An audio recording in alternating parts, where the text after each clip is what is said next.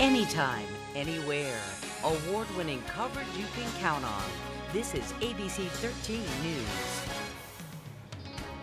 It has been a very busy few days for power crews, trying to work as hard as they can to make sure people don't spend another night in the dark. Thanks for staying with us at 6. We know it is a very stressful time for so many of you, and we're here to answer all the questions that you might have. Our team coverage tonight starts with a look at the latest on the outages. Here are up-to-the-minute numbers from Appalachian Power. Take a look. Lynchburg still has around 25,000 customers without electricity. The numbers in Campbell County have gone down significantly now, right around 7,000 out of power there. Roanoke has about 23,000 customers out. Amherst County, right around 10,000, and Bedford County still has a little more than 15,000 customers in the dark. A crew supervisor with Appalachian Power tells us in his 35-year career, this is one of the worst outages he's ever worked to fix. And the temperature, of course, makes getting that job done that much more difficult. Crews have to rotate and take breaks to prevent heat exhaustion. Mark Kelly caught up with crews in Lynchburg and joins us now live. And Mark, well, this is just a massive amount of work for them. It really is, Noreen, and crews really had to prioritize in order to get it all done. Today, one of those priorities was getting Virginia Baptist Hospital off of its generator and back on the power grid. And we just learned this evening at 5 o'clock, they did. Getting Boonesboro lit up again is like putting a 1,000-piece puzzle together. It's tiresome and tedious. For example, that right there comes out of River Mall. Yeah. This over here comes out of Pekin Station. Yeah. So it's all pieced together, and what we'll do is put it on in pieces. Tommy Bondurant with Appalachian Power has his crews working Rivermont Avenue, one of the worst hit areas. The destruction looks never-ending. Fortunately, the help is never-ending too. Would AEP be able to get it done without some outside help? No. We need our resources, outside help. This power company drove in from Tennessee to lend a hand, and more are expected from as far away as Texas.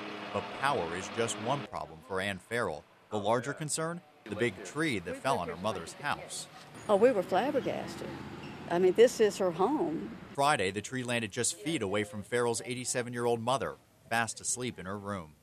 How do you sleep right through? That's what we want to know. The storm's passed. Now everyone's picking up the pieces and starting over. So when will we all be plugged in again? AEP is focused on one job at a time. I hate to make predictions. All right, now here's another safety tip for you. If you do not have power right now, make sure you unplug your big appliances. If not, when the juice does kick back on, you could get a very big power surge. Live in Lynchburg, Mark Kelly, ABC 13 News. Good advice there. Thank you, Mark. Lynchburg City officials held a media briefing this afternoon to update us on the storm cleanup. Representatives from Appalachian Power say all residents should be back up and running by this coming weekend. Officials want everyone to know there are two main shelters still up and running. Sandusky Middle School has food and drinks for those who need it, and Thomas Road Baptist Church has an overnight facility capable of housing 600 people.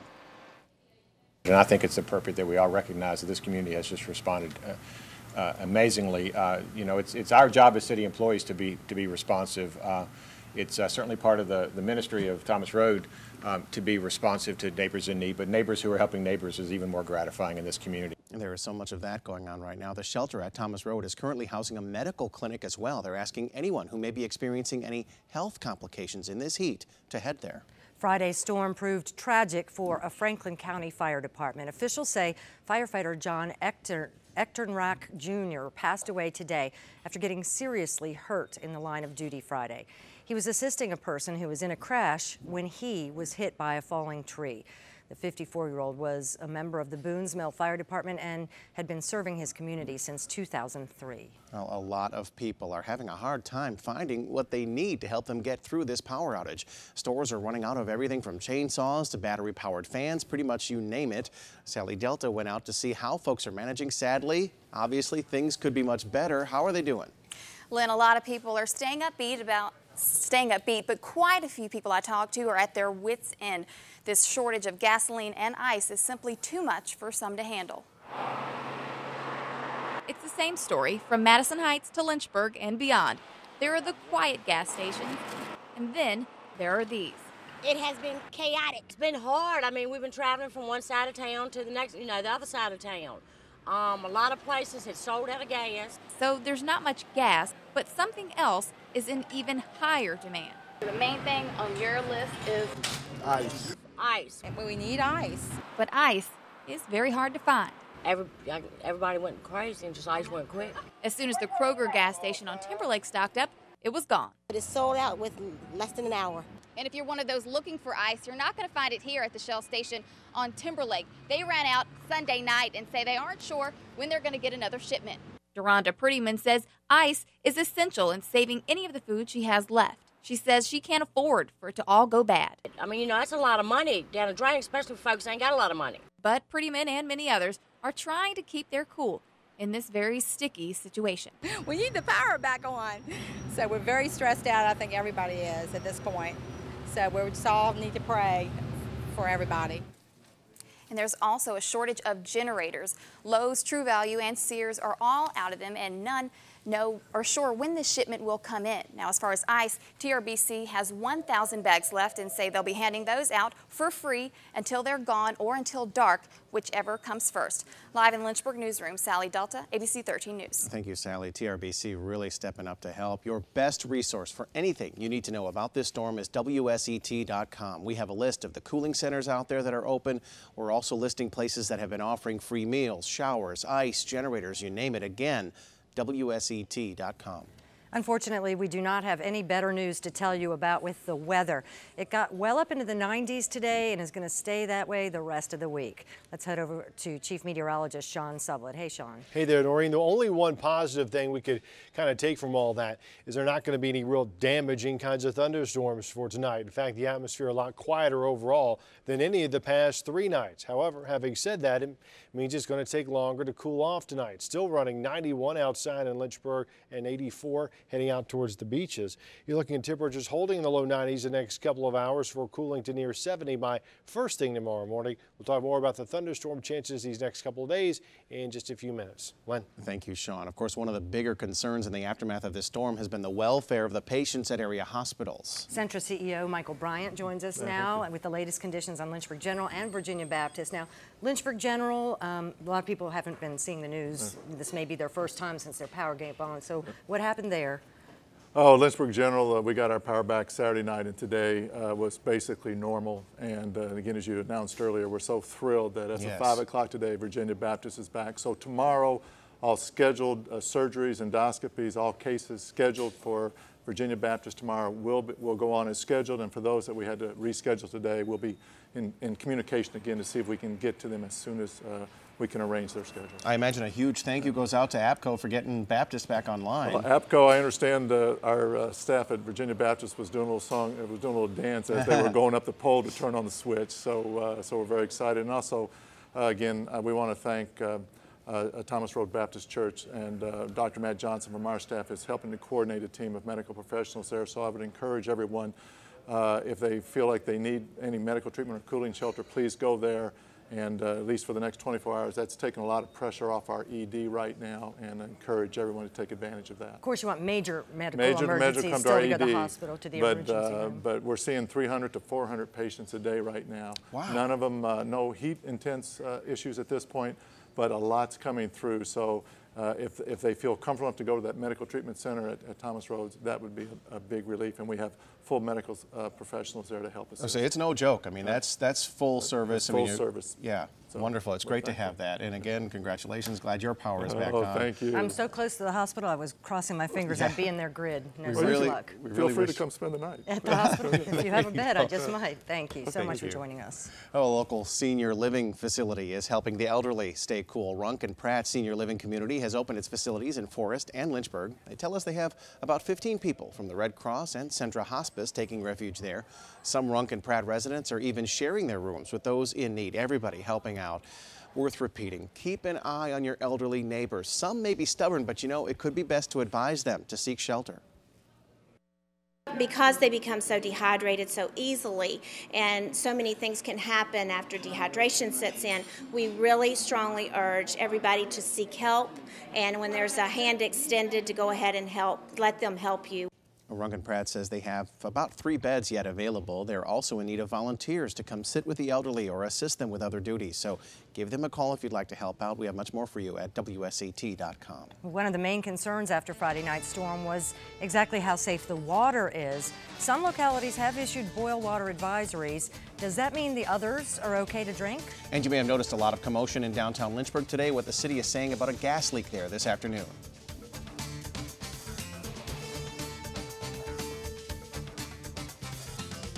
In Lynchburg, crews stopped a gas leak that forced evacuations downtown today. The leak at the intersection of 12th and Main right around 1 this afternoon. Crews say a utility company hit a 6-inch gas line there. It took about an hour to get it under control, but 50 to 75 people had to get out of that area as a precaution. Everybody was let back in by around 4. As if they didn't have enough to do, right? Yeah, no kidding. A big question this evening on a lot of people's minds is how safe is the drinking water with the power outages? Well, yesterday, Vinton issued a water boil alert for a few areas there. In Lynchburg, full power has been restored to both the water treatment plants as well as the wastewater treatment plant. Officials say the drinking water is completely safe and was never an issue. Dominique Ricks is live outside our Lynchburg studio. Dominique, the wastewater plant lost power Friday night. Although it's back on, there were some problems. That water line had solids in it, and officials say to avoid direct contact with the James River if at all possible.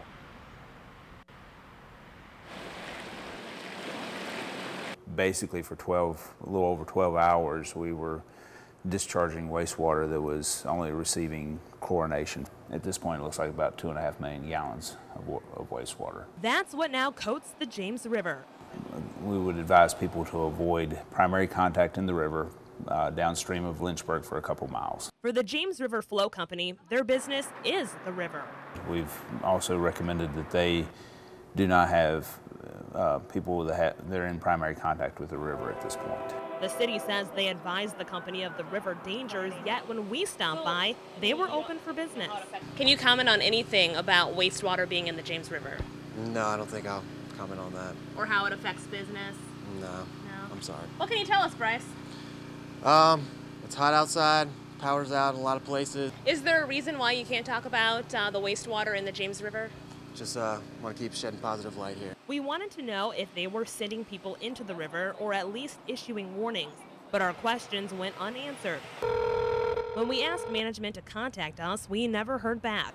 As for the river, DEQ, the State Department of Emergency Management, and Health Department have all been notified, but it may be too late. There's some gray water in the river, as well as a few fish that we found that were dead. And Tim Mitchell says it should be okay to be in direct contact with the water in the river in about a day or so. I'm also told that city officials will be out at the river tomorrow to do another inspection. Right now, the wastewater is receiving full treatment. Reporting live in Lynchburg, Dominique Ricks, ABC 13 News. Thanks, Dominique. With so many traffic lights out around our region, public safety at these intersections is a very big concern. Lynchburg police are reminding you need to treat intersections without working traffic lights as four-way stops, with the driver on the right having the right of way. Police say as of yesterday, at least 60 intersections were not working in Lynchburg alone. Today, crews are making progress to reduce that number. The police chief says they're too short-staffed, though, to direct traffic at knocked-out intersections, so it is up to you to follow the rules of the road. The traffic laws have not been put on hold in the city of Lynchburg. We are enforcing traffic laws, and again, the main issue is to just use that kind of common sense. Now listen, people who don't stop at the intersections where the power is cut off can be charged with reckless driving. And I have seen so many people flying past me, honking at me when I stop. They just don't get it. Something I've seen as well out there. Please be careful. Slow down. Just look around. The last thing many of you want right now is another round of storms, but it could be an active night. Yeah, Sean has the latest on those and the heat after the break. ABC 13 weather. Forecasts you can count on. Although no thunderstorm in Lynchburg City itself last night, there was a much more active time south and southwestward from the city limits. This photo was sent in last night late by Chris Runk. This is out at Smith Mountain Lake, and you can see the lake water here in the foreground and the lightning strikes and the more municipalities here into the background. Some very good lightning shows down southward from the city of Lynchburg, and we did have severe thunderstorms in a couple locations heading south and westward from Lynchburg earlier on yesterday evening, as late as 2 or or 1 or 2 into the morning. Now, regarding tonight, it's a much less active time, especially for Lynchburg and heading west. A couple smaller showers out there. One we talked about earlier, diving southward between Brookneal and Charlotte Courthouse into Charlotte County makes a run of clover, but this hardly enough to even get the ground wet. A few more relatively heavier showers. A couple of lightning strikes coming out of Buckingham County down toward Farmville, Prince Edward County, and some of these kind of back building, if you will, through Nelson and Amherst counties. But you don't see anything that's really jumping up, getting rapidly stronger. That's why we don't think there's a massive severe weather threat out there for tonight, despite the heat that's out there, as it has been a tiny bit less humid than the last 2 or 3 days. 93 still out for Roanoke. We run 91 into Lynchburg and 92 into both into Danville and Charlottesville. 80s now beginning to show up farther westward into the mountains. Now we do see the chances for the showers and storms returning, and it's still going to be quite hot. And up at the jet stream level, there's the core of the heat, which has actually retreated a little bit back off toward the southwest. There's a little area of low pressure riding along the jet here, and it's already spawning these thunderstorms across St. Louis and into southern Illinois and Indiana. That's going to ride toward us as we hit the next couple of days. And as long as all this big heat out across the plains, it's going to be some time before it begins to cool off here as well. So again, not a big thunderstorm threat for tonight or tomorrow morning for that matter, but we will have that regeneration of the showers and storms for tomorrow afternoon. Again, tonight partly cloudy, some isolated storms out there generally eastward from Lynchburg. Low temperatures into the upper 60s. For Central Virginia tomorrow, mostly sunny, small scattering of thunderstorms late in the day, high 96 in Lynchburg, Bedford, and Amherst. Southside Virginia to the upper 90s. Again, mostly sunny. The isolated shower storm taking hold late in the day, but we still see it around 99 in South Boston. Into the mountains, we're into the low and mid 90s. Sunshine, some scattered clouds, and a few scattered thunderstorms taking hold later on into the afternoon. Best chance all week to get showers and thunderstorms actually comes on Wednesday. Then those chances come down leading into the weekend, but high temperatures are going to be consistently well into the 90s. Noreen. All right, well, sports is next, and the City Stadium area has power back, so the Hillcats are back in action tonight. Dennis tells us about their doubleheader. We're going to hear from Sprint Cup's only 3-time winner so far this season. And Monday at Wimbledon saw a huge upset on the women's side. Hi, everybody. If you need a break from the power outage, there's baseball at City Stadium tonight. The Hillcats and Winston-Salem Dash are playing a doubleheader right now. The first of 2 7-inning games just started in the early going. Hillcats and Dash scoreless in the top of the second. We'll have highlights tonight at 11. Salem plays at Myrtle Beach. The Danville Braves play at home tonight, 7 o'clock against Burlington. The D-Braves have won 8 of their last 10.